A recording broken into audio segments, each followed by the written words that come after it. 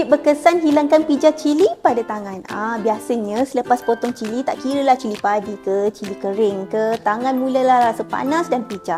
Memang buat rasa kita tak selesa jika biarkan begitu saja. Ada beberapa cara mudah dan cepat serta berkesan untuk hilangkan rasa pijah ini. Gunakan bahan-bahan yang ada di dapur saja. Ikut tip yang dikongsikan.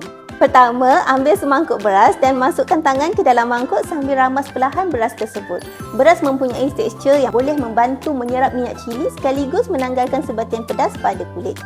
Kedua, lumurkan sedikit minyak masak pada tangan yang pijah. Biarkan dalam 2 hingga 3 minit sebelum mencucinya dengan sabun dan air. Ketiga, gosokkan yogurt sejuk pada bahagian tangan yang pijah. Biarkan seketika sebelum bilas dengan air bersih. Asid laktik dalam yogurt bukan sahaja menyejukkan tetapi juga mengurangkan iritasi pada kulit yang pijah.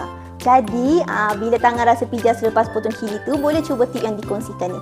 Memang mudah, cepat dan berkesan hilangkan rasa pijah pada tangan. Guna je bahan yang ada di dapur. Selamat mencuba. Ingat makan, ingat rasa.